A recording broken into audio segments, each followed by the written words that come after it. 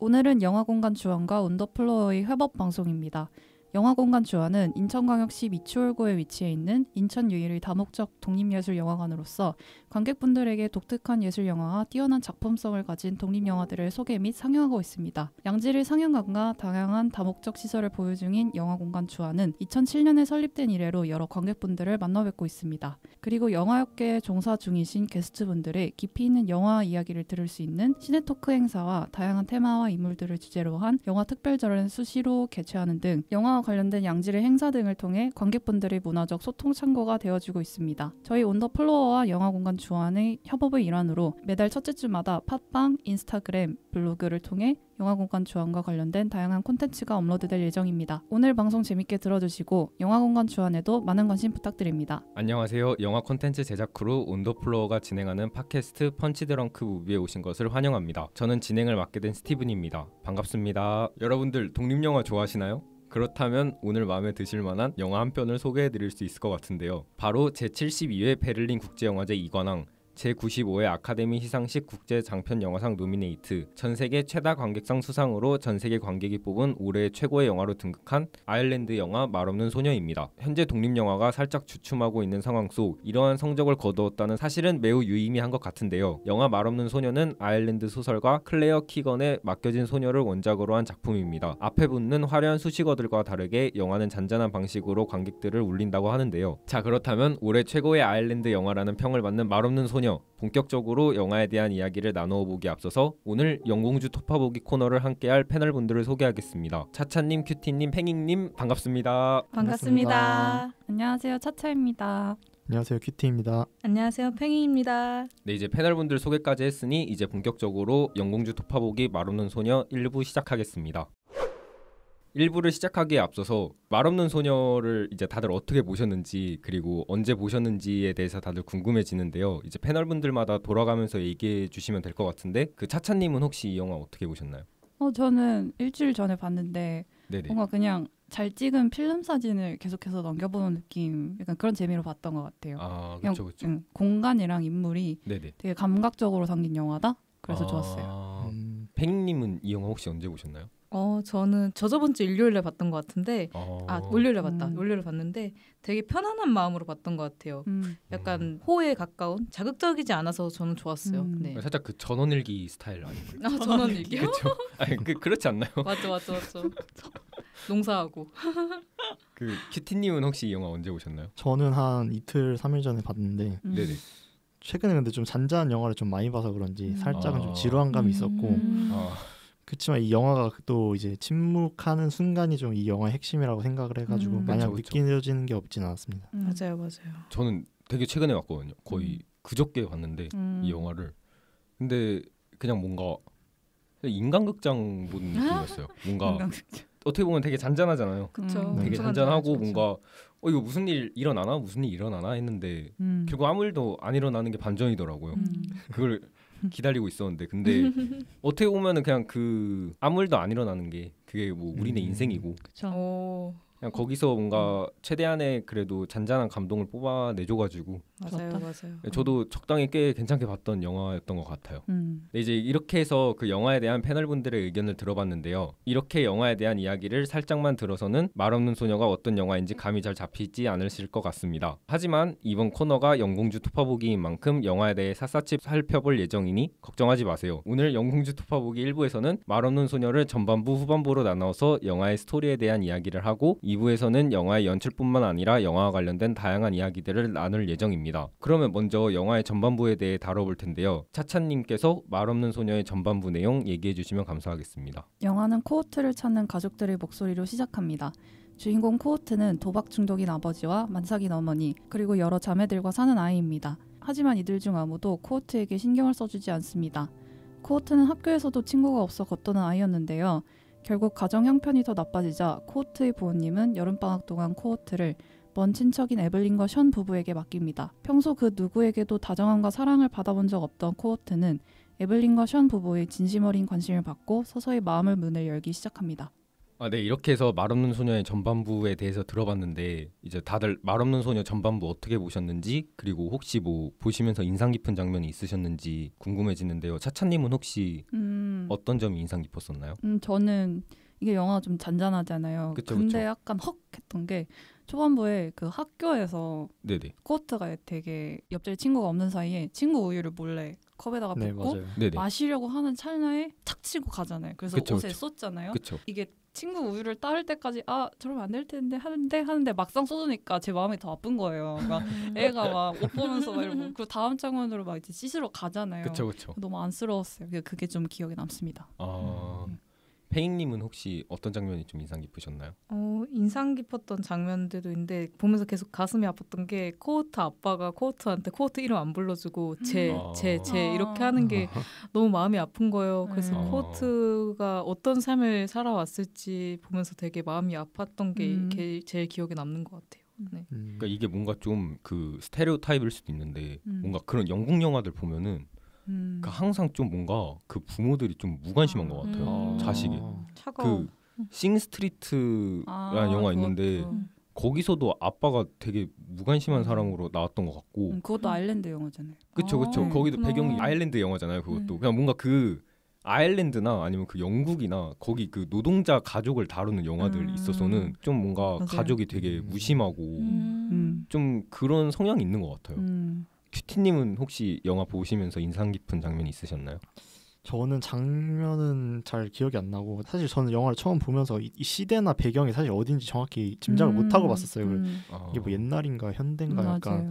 그러고 봤었는데 그러다 보니까 약간 분위기를 먼저 봤던 것 같은데 분위기 자체가 좀 좋았고 그리고 초반 부분에 약간 코어트의 시점으로 보이는 쇼트들이 많은데 약간 좀 쓸데없는 장면들을 되게 클로즈업해서 많이 보여주는데 제가 어렸을 때 보던 그 시각 약간 그런 시각인 느낌도 있는 것 같아가지고 네 좋았습니다. 그런 그냥 뭔가 저도 이 영화를 보면서 좀 인상 깊었던 게 코어트가 이제 가족들 사이에서도 어떻게 보면 거의 뭐 특히나 더 왕따잖아요. 네. 살짝 좀 그런 느낌이잖아요. 그런 고립된 거를 되게 잘 표현했다.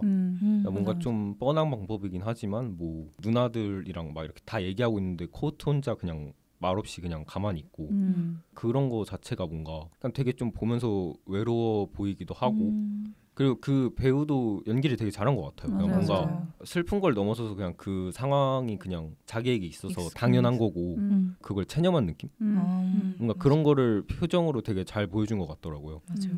그래서 저는 그런 게 좀 되게 인상적이었던 것 같아요. 그러면은 영화 속 초반부에서 이제 그 코어트 얘기가 나왔으니까 그 영화 초반부에서 코어트는 이제 유난히 말이 없고 이제 조용한 아이로 나오잖아요. 네. 그래서 사실 저는 그 코어트의 그런 조용한 모습을 보고 이 영화 제목을 말없는 소녀로 한 건가 했는데 혹시 그 패널분들은 코어트의 이런 조용한 모습을 보시면서 어떤 생각이 드셨나요? 저는 되게 섬세하고 네네. 미세한 차이도 좀 캐치할 만큼 감각이 예민한 애인데 착해서 그 부정적인 감정 같은 거를 표현을 못하고 자기 안으로 삭히는 성격이라고 그쵸. 생각했어요.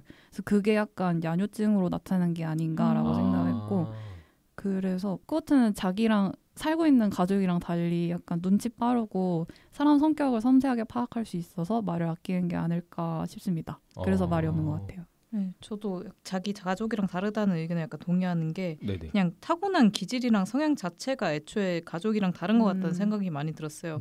그래서 유난히 가족 사이에서도 변한 아이다, 겉도는 아이다 이렇게 취급받게 되고 영화 첫 장면에서 보여주는 것 같이 약간 들판 속에 누워서 자신의 모습을 숨길 때만 편안함을 느끼는 것이 아닐까 저는 생각이 들었던 것 같아요. 그러면 이제 이 영화가 이제 아까도 말씀드렸다시피 아일랜드 배경으로 한 영화잖아요. 그래서 이제 배우들도 대사를 할 때 다 아일랜드어를 이제 사용하면서 대사를 하시는데 그러면 영화에서 볼 수 있었던 그런 아일랜드만의 특별한 모습 혹시 그런 거는 있으셨나요?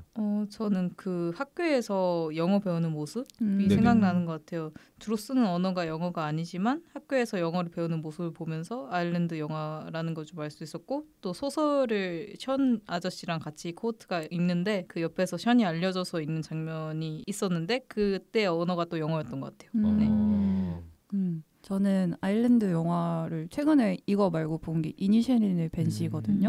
근데 그거랑 이거랑 뭔가 다 풍경이 굉장히 목가적이에요. 초록초록하고 그쵸. 자연이 있고. 근데 말없는 소녀 같은 경우에는 연도 설정이 82년도라고 하더라고요. 맞아요. 근데 이 81년도 라고 생각했을 때도 뭔가 현대화 되었을 법한데 굉장히 좀 시골 느낌인 것 같아서 제 아일랜드에 대한 선입견이 좀 있는 것 같아요. 근데 뭔가 좀 그 목가적이면서도 맞아요. 좀 어둡지 않아요? 네. 뭔가 맞아. 전체적으로 흐려요. 일반적인 안 분위기가 낀 느낌? 그러니까요. 그리고 뭔가 느끼는 거는 굉장히 억양이 세고 굉장히 거친 남성 캐릭터들이 맞아요. 등장하는 것 같아요. 맞아요, 그 영화든 맞아요. 이 영화든 간에. 네. 그 아일랜드가 이제 그 옛날부터 역사가 되게 좀 안 좋잖아요. 맞아요. 뭐, 착취도. 네, 착취도 당하고 어떻게 보면은 그 쫓겨난 거나 다름이 없는데 그런 영향 때문에 뭔가 아일랜드에 대한 인식이 뭔가 그 사람들도 거기서 이제 꿋꿋하게 이제 살아야 되니까 그쵸. 뭔가 좀 이렇게 거친 면모 같은 게 좀 많이 부각이 돼서 그런 거 아닐까. 그 아일랜드 하면은 되게 막 저항 맞아요. 막 그런 이미지잖아요. 막 그 아일랜드 밴드 중에 그 U2라는 밴드 있는데 그 밴드도 뭔가 좀 되게 사회운동이나 그런 거 많이 하고 그런 이미지다 보니까 그런 게 좀 그대로 투영이 된 것 같거든요. 큐티님은 혹시 어떠셨나요? 네, 저는 아일랜드에 대해서 아는 게 별로 없어서 맥그리거밖에 몰라서. 코너 맥그리거요. 네네네. 저도 아일랜드 느끼는 게 없어가지고 이제 영화 보면서 이게 아일랜드구나, 아일랜드 이런 데시구나, 이쁘다, 약간 이렇게 생각했던 것 같아요. 지금은 그래도 좀 발전이 됐겠죠? 저도 뭐 잘은 모르겠는데 그래서 이제 이 영화를 보시면은 그 아일랜드인들이 되게 많이 나오는데 이제 그 중에서 그 쇼니랑 그 에블린 부부는 그래도 좀 다른 아일랜드 분들에 비해서 되게 좀 유하잖아요. 맞죠. 성격이. 그래서 그 두 캐릭터에 대해서 얘기해보면 좋을 것 같아가지고 그 부부에게 이제 코호트가 이제 여름방학을 맞아서 찾아오게 되는데 그 부부에게 있어서 코호트가 과연 어떤 존재였을까? 그 부부는 어떤 사람이었을까? 그런 거에 대해서 얘기해보면 좋을 것 같은데 큐티님은 어떠셨나요? 그 부부들에 뒤에도 대해서? 일단 나오긴 하겠지만 어쨌든 그 부부의 죽은 아들의 헌신이라고 코호트를 생각한 게 아닌가 좀 마음이 들었고 그래서 좀 더 투영이 돼서 약간 코호트에게 잘해준 게 아닌가 생각이 들고 뭐 따뜻한 분이죠. 따뜻한 노부. 따뜻하시죠. 저도 선물 같은 존재라고 생각했을 것 같은 게 왜냐면 너무 그 나이 드신 분들한테 너무 단조로운 생활을 했을 것 같은 거예요.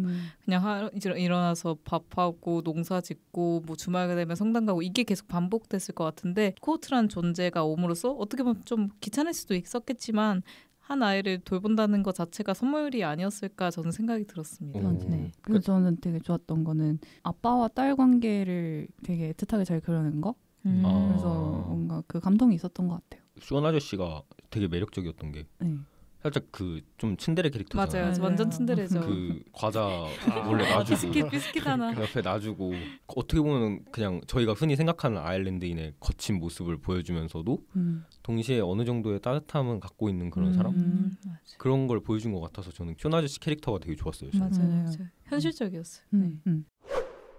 그러면 이제 전반부 얘기는 여기까지 하면 많이 한 것 같고 이제 후반부로 넘어가면 될 것 같은데 그 후반부 같은 경우는 그 큐티님께서 말씀해 주실 수 있을까요? 네, 세 사람은 시내에 코호트의 새 옷을 사러 외출을 합니다. 그러던 중 션 부부는 이웃의 장례식 소식을 듣게 되고 코호트는 잠시 이웃집 어머니에게 맡겨지게 되는데요. 코호트를 잠시 봐주겠다던 아주머니는 코호트에게 에블린과 션의 비밀을 떠벌립니다. 바로 에블린과 션 부부의 아들이 사고로 목숨을 잃었고 그 아이의 옷을 코호트가 입고 다녔다는 사실입니다. 하지만 이후 에블린과 션 부부는 코호트와 대화를 통해 더욱 가까워집니다. 그렇게 행복할 줄만 알았던 여름방학은 끝을 맞이하게 되고 코호트는 원래의 집으로 돌아갑니다. 마지막 이별의 순간 코호트는 션에게 달려가 안기며 데디라고 말하며 영화를 마무리합니다. 네, 이렇게 해서 이제 이 영화의 후반부까지 잘 알아봤는데 그 영화의 후반부를 다들 어떻게 보셨는지 그리고 인상 깊은 장면이 있으셨는지 큐티님은 혹시 인상 깊은 장면이 있었나요? 저는 막 인상 깊었던 장면 아니고 그 송아지에게 분유를 주면서 코호트랑 이제 션이랑 대화를 하는 장면이 기억에 남는데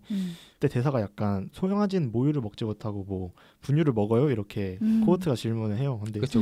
이런 식으로 질문하는 게 약간 그때 부모한테 정을 받지 못하는 코호트가 약간 송아지한테 비유되고 있는 느낌인 것 같아가지고 네, 사실 그 초반에 말하신 것처럼 그 우유를 몰래 먹으려다가 심지어 막 우유를 흘리기도 하잖아요. 네. 맞죠.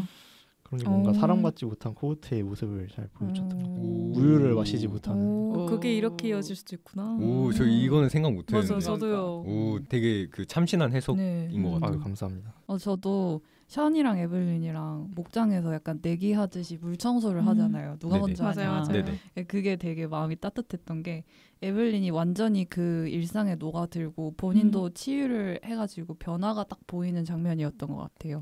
그래서 약간 제 어렸을 때 생각도 나는데 저 시골에 어렸을 때 가면은 1년에 한두 번 할아버지 할머니를 뵌단 말이죠. 네네. 그러면 할아버지랑 딱 둘만 남겨질 때가 많은데 네네. 굉장히 어색했어요. 그쵸, 굉장히 그쵸. 어색하다가 이제 한 며칠 지나고 나면은 같이 막 그냥 뭐 그런 거 하고 약간 그랬던 추억이 있어가지고 네, 그런 생각이 났습니다. 그래서 그 영화 보면은 사실 처음에는 그 코어트가 에블린이랑 되게 이렇게 친한 것처럼 보이는데 나중 가면은 션이랑 더 맞아요. 친해진 네, 것 같아요. 뭔가 맞아요. 같이 뭔가 그런 시간을 보내는 게 많아서 그런지 몰라도 그러니까 마지막에 그 안기는 것도 그 션한테 가서 안기잖아요. 맞아요. 그래서 뭔가 그 둘의 관계가 더 가까워지는 거 그런 것도 저는 되게 포인트라고 생각을 하는데 그 팽이님은 혹시 인상 깊은 장면이 있었나요? 전 그 장면이 되게 좋았는데 그 비밀이 밝혀지고 나서 바닷가에서 코어트랑 션이 이야기를 나누잖아요. 네네. 거기서 션이 코어트에게 말해줬던 대사가 개인적으로 되게 위로가 됐던 게 아무 말 안 해도 돼? 언제나 그걸 기억하렴이라고 션이 코어트에게 말하는데 울컥하면서도 그 영화의 제목인 말없는 소녀가 다시금 생각나가지고 가장 인상 깊었던 후반부 장면이었던 것 같습니다. 네. 그 션이 이제 그 장면에서 그 침묵하라고 하잖아요. 맞아요. 그 코어트한테. 그래서 뭔가 그 말없는 소녀라는 거 자체가 그냥 어떻게 보면은 되게 부정적으로만 비춰졌다면 이제 그 후반부에 가서는 이제 긍정적인 걸로 비춰지는 맞아요. 뭔가 그런 효과라서 좋았던 것 같고 저는 일단 그 결말이 어쨌든 이 영화에서 제일 중요한 것 같아서 결말에 대한 얘기를 해보면 좋을 것 같은데 리커리시 피자라는 영화가 있거든요. 그러니까 저는 영화의 전체적인 플롯 자체가 그거랑 되게 비슷하다고 느껴졌어요. 그러니까 뭔가 이렇게 결말 전까지 계속 빌드업을 하다가 그냥 달려가면서 안으면서 끝나잖아요. 맞아요. 리커리시 피자도. 그래서 이것도 살짝 좀 그렇다고 생각을 하는데 저는 그 장면이 되게 감동적이었는데 뭔가 좀 한 가지 아쉬웠던 거는 그 코어트가 션한테 데디 이러잖아요. 근데 저는 그게 좀 깼어요. 저도 말을 안 하고 떼 잘랐으면은 어땠을까요? 차라리 뭐 막 땡큐, 뭐 I love you. 저는 오히려 근데 더 그러니까 그게 더 오글거렸던 이유가 데디를 2번 말하잖아요. 맞아요. 그러니까 처음에 자기 아빠 보면서 데디 막 이렇게 약간 천박하게 말하다가 갑자기 그 양아버지한테 데디 막 이렇게 말하니까 너무 오글거리는 거예요. 그게. 그냥 뭔가 아무리 그 둘이 친하게 지냈더라도, 그러니까 뭐 좋은 삼촌 뭐 이런 것이 뭐 차라리 엉클 이랬으면은 뭔가 갑자기 아빠 이러니까 좀 확 깨더라고요. 뭔가 더 좋은 대사가 있었을 것 같기도 한데 그래도 그거 빼면은 되게 감동적인 장면이었다. 저는 그 앉는 게. 그때 또 막 친아빠가 뒤에서 막 엄청 화나가지고 쫓아오잖아요. 아 그렇죠.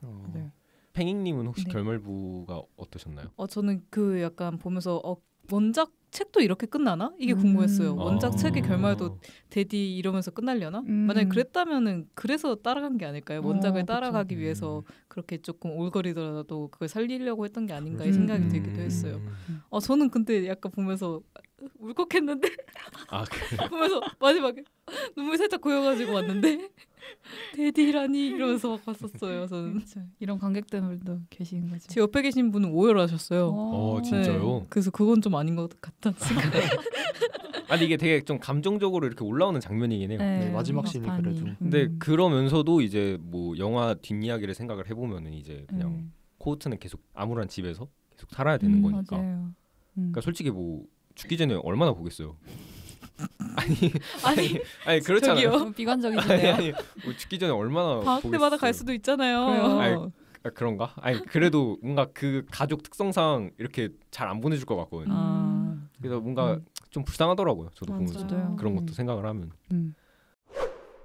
이제 어떻게 보면 이 아까도 얘기했다시피 이제 이 영화에 있어서 가장 중요한 사건이 이제 그 비밀이 밝혀지는 거잖아요. 네, 그 에블린하고 숀 부부가 원래 아들이 있었는데 그 아들이 죽었다는 이제 그 비밀이 밝혀지는 게 이 영화의 되게 중요한 사건 중 하나인데 이제 그 장면이 나오고 나서 이제 코어트가 혼자 물을 기르러 가다가 이제 우물에 빠진 것 같은 그런 연출이 나오잖아요. 뭔가 그런 연출이 전반적으로 어땠는지 그리고 뭔가 그 사건에 대해서도 어떻게 생각을 하셨는지 그게 궁금한데 혹시 차차님은 어떠셨나요? 그때 저는 제 옆자리 관객분이 어머머 막 이러시는 거예요. 저는 그 분 때문에 놀라가지고 근데 설마 싶었어요. 설마 빠지더라도 살겠지 했는데 진짜 그러더라고요. 근데 사실은 저는 그 장면 잘 이해를 못 하겠는 게 왜 하필 그 시점에 자리를 박차고 나가서 물을 떴을까? 하필이면 물을 떴을까? 뭐 반항의 표시인가? 싶었더라고요. 그게 해석이 잘 안 됐어요. 어떻게 생각하세요? 저는 약간 마지막으로 가기 전에 도움을 주고 가고 싶은 어린아이의 순수한 마음이라고 저는 생각을 했어요. 네, 이제 혼자 해줘야 하는 것도 생기고 이제 곧 돌아갈 테니까 이렇게라도 마지막으로 보답을 해드린다? 약간 이런 느낌으로 좀 봤었어요. 네. 그러면 이제 이 영화의 어쨌든 그 전반적인 내용이 친척집에 맡겨져서 거기서 일어나는 일들을 다룬 거잖아요. 네. 근데 이게 어떻게 보면은 저희 주변에서도 되게 쉽게 일어나는 일이잖아요. 사실 누구나 다 한 번씩 친척집에서 맡겨져 본 적이 있었고 뭔가 그런데 다들 뭔가 좀 그런 경험이 있으셨는지 차차님은 아까 말씀해 주셨는데 혹시 더 자세하게 말씀해 주실 수 있나요? 저는 할아버지 말고 어렸을 때 고모네 집이 저희 위층이었거든요. 그러니까 일부러 부모님이 맞벌이를 하시는데 저랑 여동생을 맡기려고 일부러 그 집을 이사를 간 거예요. 그래서 고모 집을 이제 그 아침에 가서 엄마 아빠 퇴근할 때까지 거기 있다가 오고 막 그러는데 그러니까 영화랑 달랐던 거는 코어트는 되게 좋잖아요. 그러니까 부부가 괜찮으시잖아요. 저는 해리포터 두들리는 순한 맛이었어요. 그런 느낌이었다. 네. 무섭다. 그래서 맨날 탈출해서 저희 집 가가지고 애들끼리 있고 막 그랬었던 기억이 있습니다. 저도 부모님이 맞벌이 하셔서 어린 시절에 그냥 방학 되면 항상 저도 숙모집이나 할머니 댁에 맡겨졌던 것 같은데 그냥 그분들은 저에게 잘 해주셨는데 제가 그냥 어떻게 보면 남이잖아요. 남의 집에 있다는 그 사실이 너무 불편했어가지고 항상 괜찮아요, 좋아요, 다 좋아요. 네, 그렇게 했던 것 같아요. 네. 말하면 소녀가 둘이나 있네요 여기. 근데 뭔가 이게 어쩔 수 없긴 해요. 그 그쵸. 친척이 왜냐면은 진짜 명절에 한번 볼까 말까한 친척분들이면은 뭔가 솔직히 진짜 거의 남이나 다름없는 거잖아요. 그러니까 코어트처럼 그렇게 오래 있는 게 아닌 이상은 친해지기가 쉽지 않긴 해요. 사실 진짜. 저희도 부모님이 맞벌이는 안 하시는데 그 할머니 할아버지 댁이랑 가까이 살아갔어가지고 제가 항상 주말마다 할머니 할아버지 댁을 그냥 놀러 갔어요. 혼자요? 혼자 놀러 갔던 것 같긴 한데 근데 거기가 되게 좋았던 게 그때 할머니 할아버지가 저를 많이 되게 잘 해주시기도 했고 그쵸. 그리고 저희 할아버지가 영화 보는 걸 진짜 좋아하셔가지고 거기서 맨날 그 영화 DVD 보고 DVD도 있어. 그리고 이런 얘기하면 너무 옛날 사람 같긴 한데 그 만화방이 있었거든요. 그 아파트 상가에. 맞아요. 근데 그 빌려보는데 그래서 막 200원씩. 네, 그래서 거기서 막 할아버지가 막 도라에몽 만화책 다 빌려주시면 좋다. 도라에몽 다 읽고 조기 교육을 시키는데 막 그랬거든요. 그래가지고 저는 사실 그래서 이런 거에 대해서 되게 좋은 기억이라 뭔가 그 코어트가 느꼈던 감정이 좀 어느 정도 이해가 됐어요. 진짜 여기서 행복하게 이렇게 잘 지내는 게 충분히 가능한 일이라고 생각을 했어가지고 저도 그래서 좀 많이 이입하면서 봤던 것 같아요. 그 영화를. 그럼 이렇게 해서 이제 전반적인 영화 얘기는 다 짚어본 것 같습니다. 이제 영화가 전반적으로 좀 자극적이진 않지만 하지만 오히려 자극적이지 않아서 잔잔하고 큰 울림을 주는 것 같다는 생각이 들었어요. 그래서 2부에서는 말없는 소녀의 연출에 대한 이야기뿐만 아니라 영화와 관련된 다양한 이야기 또 코너 속의 코너로 패널분들의 가족을 주제로 한 영화 추천까지 준비했으니까요. 영공주 토파보기 말없는 소녀 계속해서 들어주시면 감사하겠습니다. 네, 2부로 넘어가기 전에 말없는 소녀의 OST죠. 듣기만 해도 영화 속 따뜻한 장면들이 생각나는 것 같습니다. 스테이 듣고 2부로 넘어가시겠습니다.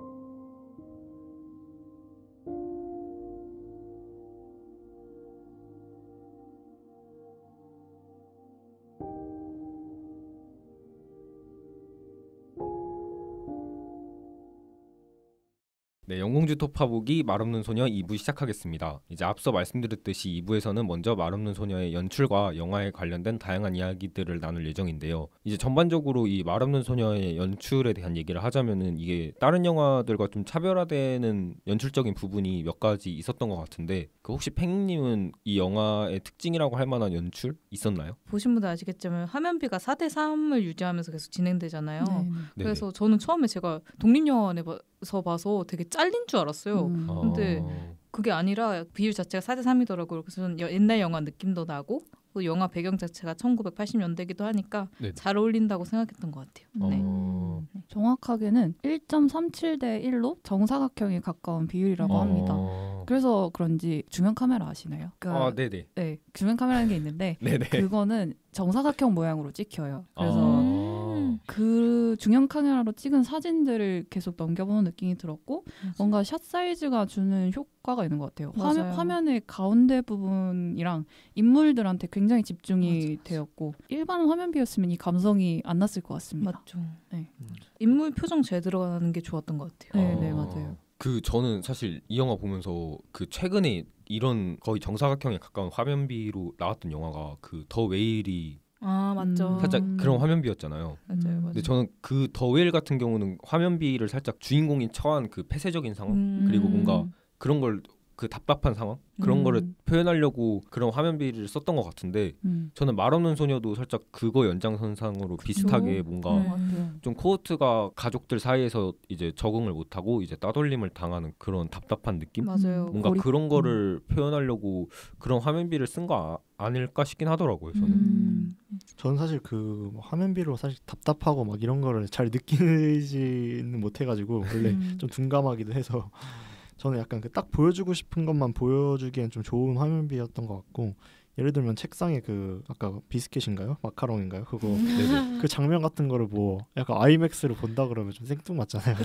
아이맥스에 그 마카롱 딱 하나 이렇게 조그맣게 나오면 웃기니까 오히려 그 조그만 화면비가 조금 더 보여주고 싶은 장면을 딱 명확하게 보여주기에 좋지 않았나 맞는 것 같아요. 그러면 이제 화면 연출에 대한 얘기가 나왔으니까 여기 연장선상으로 이제 영화에서 또 이제 자주 나오는 게 그 문이 열려 있고 그 문 틈으로 이제 그 인물들을 보여주는 그런 씬들이 되게 많이 나오잖아요. 그 연출은 혹시 어떤 의도로 하신 연출이라고 생각하시나요? 저는 그 에블린과 션 부부 그 트라우마 자체라고 생각했어요. 아이를 제대로 지켜보지 못했기 때문에 사고가 났다는 트라우마라고 생각을 해서 그래서 항상 문을 열어놓고 있는 것이 아닐까 저는 생각을 했었습니다.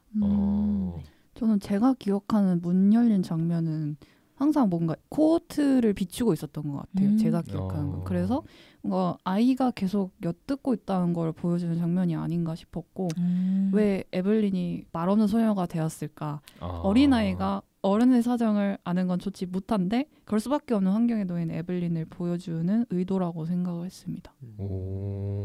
약간 느린 연출이 많았던 것 같아요. 맞죠. 예를 들면 뛰는 장면 같은 것도 슬로우 모션을 걸어가지고 역동적일 게 없는 연출을 했고 뭐 그나마 그 코호트를 찾는 장면에서 그 션 뒷모습을 이렇게 핸들드로 찍더라고요. 그 장면 제외하고는 되게 다 느리게 연출되지 않았나. 맞아요. 뭔가 이런 정적인 연출에 대한 얘기가 나와가지고 이게 연출도 정적인 게 아니라 영화의 사운드적인 측면도 어떻게 보면 되게 공백이 많잖아요. 맞아요. 거의 뭐 음악이 사용되지 않다고 무방한데 이런 공백이 많은 사운드적인 연출? 그거는 혹시 어떻게 다들 보셨나요? 저는 사실 이 부분이 좀 제일 중요하다고 좀 느껴졌는데 제가 사실 그 애기 소리를 별로 안 좋아해요. 애기 응애 우는 소리 별로 안 좋아하는데 그게 초반부에 되게 귀에 거슬릴 정도로 조금 사운드가 이렇게 복합적으로 막 나오더라고요. 근데 그와 대비되게 조금 있었던 게 우물씬에서 코호트가 이제 물을 마시는 부분이 있는데 거긴 되게 공명하잖아요, 소리가. 그래서 제가 이걸 좀 약간 나름대로 과장 해석을 해보자면은 약간 영화가 삶을 예찬하지 않고 죽음을 좀 두렵지 않게 그리는 것 같은 느낌이 들었어요. 예를 들면 코호트가 이제 실제로 죽은 사람의 모습을 보기도 하고 이제 애기의 모습도 보게 되잖아요. 근데 그런 게 이제 영화가 생애 감각과 죽음을 목격하면서 성장하는 코호트를 조금 보여주는 것 같다는 느낌이 들었어요. 근데 그게 약간 사운드랑 좀 많이 연관이 되는 것 같아요. 되게 그 원래 살고 있던 집은 되게 시끌벅적하고 애기 소리도 나고 하는데 그쵸. 그렇게 긍정적으로 그려지지만은 않지만 여기 사는 집은 되게 말이 없잖아요. 그쵸. 그런 모습이 뭐 죽음이랑 완전히 결부시킬 수는 없겠지만 약간 죽음의 이미지가 좀 맞닿아 있다는 느낌이 살짝 들었습니다. 저도 비슷하게 느낀 게 삶과 죽음이라는 키워드를 좀 은연중에 가지고 갔던 것 같아요, 이 영화가. 왜냐하면은 엄마도 아이를 임신하고 있는데 어린아이가 집에 있는 상황이고 또 송아지가 새로 태어나잖아요. 그런 탄생의 어떤 것들이 있는가 하는 반면에 아까 큐티님 말씀하신 대로 이제 장례식도 가고 에블린과 션 부부에게는 이미 죽은 아이가 있고 약간 그런 대비되는 모습이 있지 않았나라고 생각이 듭니다. 사실 저는 그냥 그 사운드 별로 없는 거 들으면서 네네. 그러니까 이게 영화 제목이 말 없는 소녀니까 그러니까 일부러 조용하게 찍었나 보다. 그쵸. 이렇게 생각했거든요. 말이 없는데 시끄러우면 안 되잖아요. 그래서 저는 그냥 단순히 그렇게만 생각했는데 진짜 듣고 보니까 좀 그런 삶과 죽음에 대한 그런 이유 때문에도 그랬던 것 같긴 하네요. 그리고 이 영화 보면은 이제 전반적으로 영상미가 되게 좋잖아요. 그러니까 뭔가 좀 보시면서 영상미적인 부분에서 되게 뛰어났다고 생각했던 그런 부분들이 있으신가요? 저도 아까 전에 그 큐티님이 말씀해주셨던 것처럼 그 슬로우 모션 걸리는 부분들이 되게 이쁘다고 생각했는데 그 코호트가 우편물 가지러 가려고 뛰어가잖아요. 네네. 그 장면에서 슬로우 모션 걸리고 처음으로 약간 행복하게 웃으면서 뛰는데 그 장면 자체가 마음이 따뜻해졌던 것 같아요. 그거 보면서. 그거 약간 저는 처음에 좀 의심했던 게 션이 좀 귀찮아서 보는 거라고 생각했거든요. 저도. 애는 뛰게 하고 나는 잠깐 이게 딴짓 좀 하다가 왔어? 이러면서 근데 좀 진심으로 달리게 해는 것 같아서 되게 감동적이었습니다. 이렇게 그 말없는 소녀의 연출에 대해서 집중적으로 다뤄봤는데요. 전반적인 연출에 대해서 얘기를 많이 했으니까 이제 본격적으로 말없는 소녀의 이제 그 비하인드나 그 관련된 그런 외부적인 얘기들을 해보면 좋을 것 같아요. 이 말없는 소녀는 원작 소설이 있는 영화잖아요. 네. 이제 원작 소설이 맡겨진 소녀라는 소설이라고 하는데 이 영화가 그 제가 알기로 흥행을 되게 성공한 영화라고 알고 있거든요. 그래서 그 흥행과 맞물려서 이 책도 되게 베스트셀러로 올랐다고 하는데 이 원작과 영화에 대한 얘기도 해보면 좋을 것 같아요. 그 감독이 이 그 원작 소설을 읽자마자 바로 영화로 만들어야겠다고 생각을 했다고 해요. 그 이유가 어린 소녀의 관점에서 진행되는 1인칭 현재 시점의 서사가 많은 공감과 엄청난 몰입감을 불러일으켰다고 인터뷰에서 말씀해 주시더라고요. 그래가지고 이 인터뷰 읽으면서 소설도 한번 읽어보면 참 좋을 것 같다는 생각을 했었던 것 같아요. 저는 이거 그냥 이거 방송 준비하면서 이거 찾아보면서 그러니까 책 몇몇 부분을 이제 발췌된 게 있어서 그걸 봤거든요. 근데 뭔가 좀 묘사가 되게 그 세세해요. 뭔가 맞아요. 그 에블린이 이제 코호트에 딱 껴주는 장면이 있잖아요. 근데 책에서 막 그렇게 표현하거든요. 그런 섬세한 뭐 손길이 되게 부드럽고 좋았다. 변태 같아요. 아니 장르가 바뀌었어. 그런 게 아니라 그러니까 뭐 막 그런 걸 되게 시적으로 이렇게 잘 표현을 해요. 되게 세세하게. 뭔가 좀 오히려 저는 그래서 영화보다는 살짝 책 쪽이 뭔가 좀 더 그런 세세한 감정선이나 그런 거를 저희가 보고 감동을 받기 더 좋지 않을까 싶긴 하더라고요. 영화를 보면서는 코호트가 어떤 감정을 느꼈는지 구체적으로는 저희는 알 수가 없으니까 그렇죠. 책을 읽어보는 것도 좋을 것 같습니다. 그래서 이제 이 영화를 만드신 감독님이 이제 콤 바이레드라는 감독님이신데 이분이 이제 이게 첫 번째 장편 연출작으로 알고 있는데 첫 번째 장편 연출작부터 되게 좋은 영화를 내셨는데 이제 이 감독님에 대한 얘기도 해보면 좋을 것 같아요. 네, 원래는 다큐멘터리를 중심적으로 제작하는 감독님이셨다고 해요. 그래서 그런지 뭔가 영상미가 유독 좋았던 것 같고 자연 풍경이나 빛을 활용한 장면들이 좀 많았던 것 같은데 저는 뭔가 관조적이면서도 약간 좀 이질감을 느꼈던 거는 아까 굉장히 카메라들이 좀 정적이라고 했잖아요. 근데 그쵸. 동적이라고 느껴지는 부분들이 있으면은 다 줌인을 이렇게 샥 하는 거예요. 그게 약간 영화랑 뜨는 느낌이 있어가지고 뭔가 이게 다큐멘터리를 하셨던 감독님의 어떤 특색이지 않을까 싶긴 합니다. 그럴 수 있겠다. 저도 뭔가 이 영화를 보면서 다큐멘터리 같다는 생각을 많이 했던 게 일단 그 차차님이 말씀해주신 것처럼 뭔가 영화 자체가 되게 정적이고 관객을 이 코호트라는 캐릭터에 몰입시키려 한다기보다는 그냥 코호트가 어떻게 살아가는지 관찰하는 그런 느낌이 들었거든요. 그래서 뭔가 진짜 다큐 같다는 느낌이 들었는데 뭔가 그런 걸 의도하고 찍으신 것 같긴 해요. 그렇게 보니까. 그래서 이제 감독 얘기도 했으니까 이제 배우분들에 대한 얘기도 해보면 좋을 것 같은데 이게 영화가 전반적으로 거의 다 코어트에 대한 얘기다 보니까 코어트 연기를 하신 캐서린 클린치 이제 아역 배우에 대한 얘기도 해보면 좋을 것 같은데 저는 되게 처음 연기한 거라고 하는데 되게 연기 잘했다고 생각하거든요. 이게 저는 진짜 어려운 게 영화 제목이 말없는 소녀잖아요. 그렇다 보니까 대사 없이 그냥 그런 최소한의 몸짓이나 표정으로 이제 그런 감정을 전달해야 돼가지고 되게 어려웠을 것 같은데 그게 어떻게 다 잘 전달이 된 것 같아요. 저는. 그래서 뭔가 그런 되게 고난이도의 연기를 처음부터 잘했다. 뭔가 그런 생각이 들더라고요. 그냥 그 코어트 자체가 된 느낌이라고 해야 되나? 그런 삶을 살아온 아이에게서 풍겨져 나오는 분위기가 느껴지는 느낌이어서 저도 연기 잘한다 이 생각하면서 봤던 것 같아요. 또 외모 자체가 좀 성숙하기도 하고 그래서 되게 그런 조숙하더라고요. 얼굴이. 저는 근데 사실 연기 그냥 별로였던 것 같아요. 진짜요? 네, 그냥 얼굴 예쁘장한 아역 배우 나와가지고 누구들 싫어하겠습니까? 뭐. 맞아요. 사실 대사가 들어가면 연기가 어려울 텐데 대사가 많지 않아서 오히려 조금은 쉬웠다. 오히려 쉽지 않을까. 저는 그냥 나머지 캐릭터분들은 사실 좀 다들 그냥 되게 영화에 잘 녹여져서 연기를 잘 하셨던 것 같은데 저는 그 쇼온 아저씨 배우 하신 분도 되게 연기 잘하신 것 같더라고요. 츤데레. 네, 사실 그 츤데레 스타일을 되게 잘 녹여내신 것 같고 이게 그 처음에는 이제 대면 하다가 나중에는 이제 되게 따뜻한 그런 모습을 보이잖아요. 그렇게 캐릭터성이 어떻게 확 바뀌는 게 뭔가 이상하다고 느껴지지 않았어요. 되게 자연스럽다고 느껴졌어요.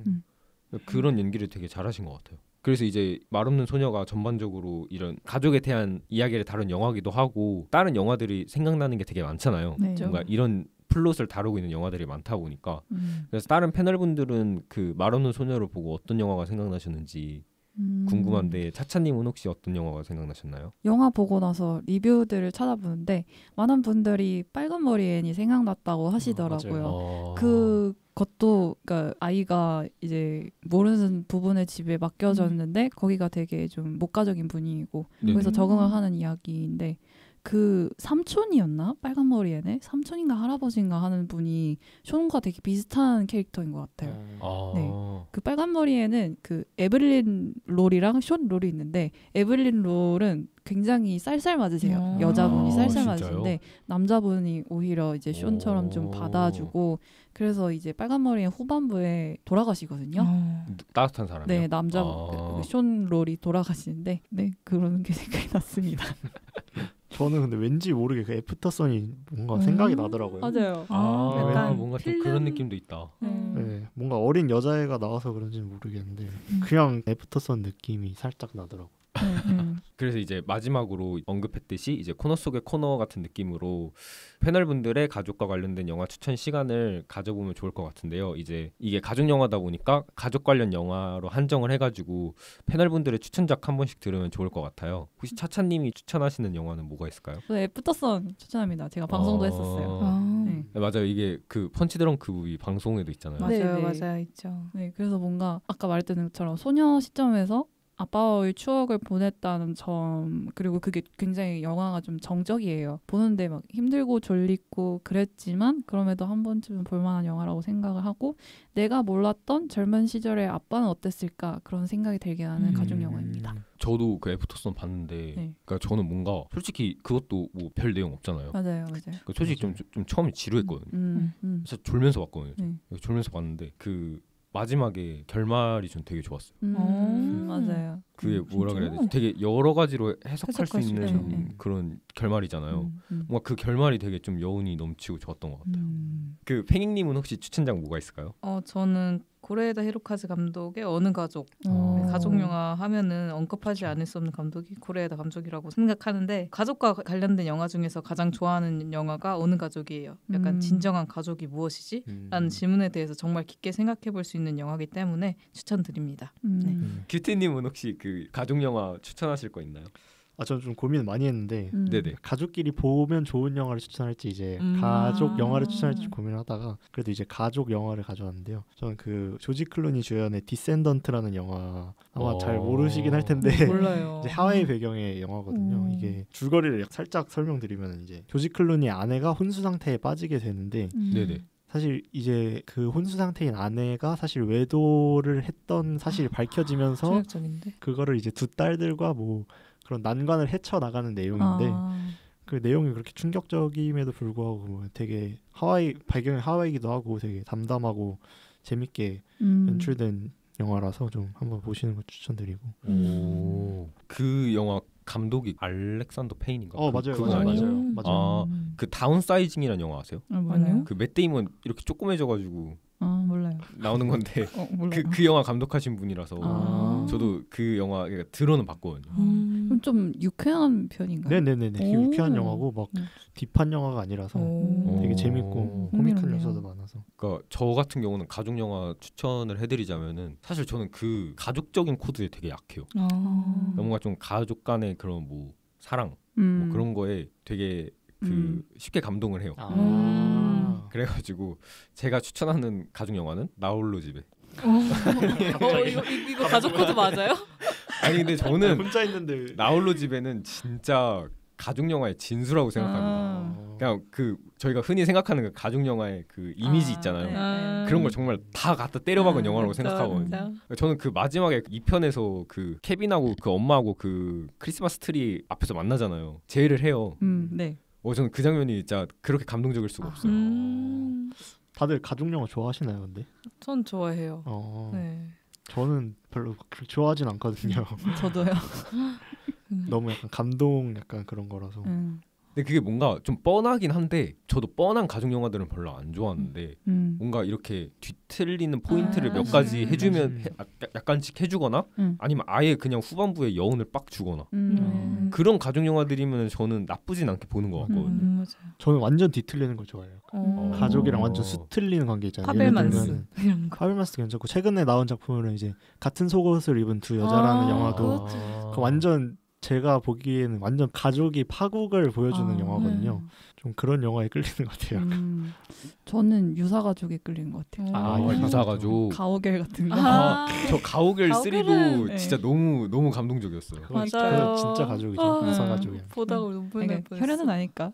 그러니까 뭔가 그런 유사가족이 가족이 아닌데도 맞아요. 그렇게 서로 이렇게 똘똘 뭉쳐서 이러는 게 더 그런 게 더 감동적인 것 같긴 해요. 그러니까 이것도 어떻게 보면 따지고 보면 유사가족 영화잖아요. 그러니까 그 혈연은 혈연인데 먼 혈연이고 진짜 그렇다 보니까 유사가족 영화가 저도 생각해보니까 더 끌리는 것 같긴 한데 맞네요. 일반 가족 영화보다는 네, 이렇게 해서 이제 2부에서는 이제 말없는 소녀의 연출과 영화 외적인 이야기 또 패널분들의 가족 영화 추천까지 들어보았습니다. 이렇게 최근 개봉한 독립 영화들 중 가장 큰 관심을 받고 있는 말없는 소녀에 대해서 다양한 이야기를 나누어 보았는데요. 자극적이고 스펙터클한 영화는 아니지만 잔잔한 여백으로 큰 여운을 남기는 영화였던 것 같습니다. 대화를 나누며 가족이란 무엇인지 많은 생각을 들게 했던 것 같아요. 그렇다면 이제 최종적으로 영화 말없는 소녀에 대해 별점을 각자 매겨보도록 하겠습니다. 저희 팟캐스트의 별점 방식 아시죠? 별점이 10점 만점에 5점 이하이면 별로라는 의미에서 펀치, 그리고 이 영화의 별점이 6점 이상이면 취할 정도로 좋다는 의미의 드렁크로 구분해서 평점을 매기게 됩니다. 그럼 지금까지 나눈 얘기들을 종합해서 영화 말없는 소녀에 대한 본인의 최종 평가와 함께 각자 별점을 매겨볼까요? 차차님 먼저. 저는 6점 드렁크입니다. 오, 간당간당 드렁크네요. 네. 약간 잔잔한 소품 같은 영화라고 생각을 하고요. 네네. 한줄평은 아이는 생각보다 많은 것을 안다입니다. 되게 어울리는 그런 한 줄평인 것 같아요. 그 아이에 대한 맞죠. 시선으로 이루어지는 영화다 보니까. 그 팽이님은 혹시 별점이 어떻게 되시나요? 저는 7점 드렁크 드리겠습니다. 네. 그리고 한 줄평은 코어트가 현명하게 말할 수 있는 어른이 되기를. 근데 코어트가 나중에 커서 어떻게 될까요? 그러니까요. 그것도 궁금해요. 맞아. 그 밝게 클까? 밝아질까요? 저는 뭔가 그 숀과 에블린의 추억을 조금 이제 원동력 삼아서 그 가정에서 벗어날 수는 없더라도 언젠가는 벗어나고 다시 찾아가지 않을까라는 생각을 해요. 아름답게 될 것이다. 뭔가 좋은 부모가 될 것 같아요. 맞아요. 당장 힘들더라도. 큐티님은 영화 별점 어떠신가요? 저는 이제 펀치 5점이고요. 이제 한 줄 평은 할 말 없는 영화로 하겠습니다.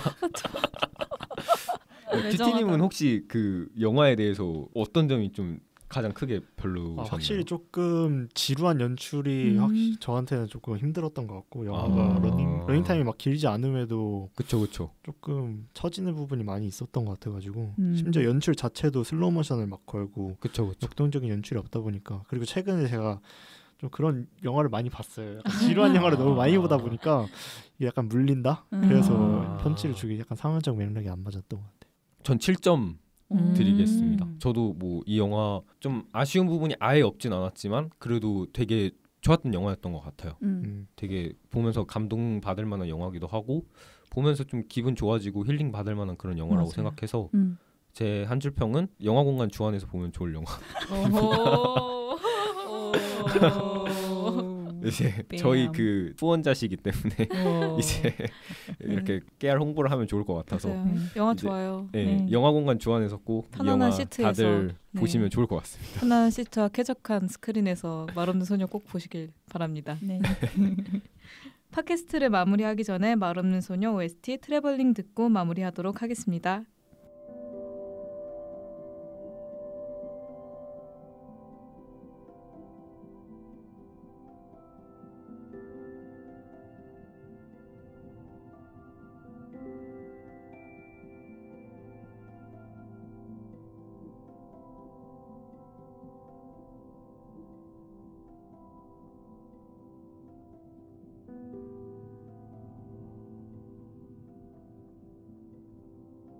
네, 이렇게 이번 팟캐스트에서는 영웅주 토파보기 말없는 소녀 코너를 진행해 보았습니다. 영화는 사람과 사람 사이에 주고받는 따뜻함과 다정함을 매우 잘 표현하고 있습니다. 자극적이진 않아도 편안하죠. 영화를 보면서 나의 어린 시절은 어떠했는지, 내가 가족들에게 받았던 사랑은 어떠했는지 생각해 볼 수 있었던 것 같아요. 영화의 포스터는 말없는 소녀에 대해 그 여름 우리가 기억해야 할 가장 섬세한 사랑이라고 소개하기도 합니다. 영화를 보신다면 이 문구가 어떤 의미인지 분명 이해하실 수 있을 것 같습니다. 말없는 소녀 코우트는 앞으로 어떤 어른이 될까요? 에블린과 션이 보여주었던 다정함을 다른 사람에게도 베풀 줄 아는 어른이 되었으면 좋겠다는 생각이 듭니다. 여러분도 가슴 한켠이 따뜻해지는 이야기를 듣고 싶으시다면 영화공간 주안에서 말없는 소녀를 관람하시는 건 어떨까요? 그 외에 도 앞서 말씀드렸다시피 영화공간 주안에서는 영화와 관련된 양질의 행사가 수시로 이루어지고 있으니 영화를 좋아하신다면 한 번씩 방문해 주시길. 이번 6월에는 시네마 차이나 행사도 진행하고 있다고 하니 많은 관심 가져주시면 감사할 것 같아요. 그럼 지금까지 진행의 스티븐, 패널의 차차, 팽잉, 큐티 였습니다. 다음 시간에 만나요.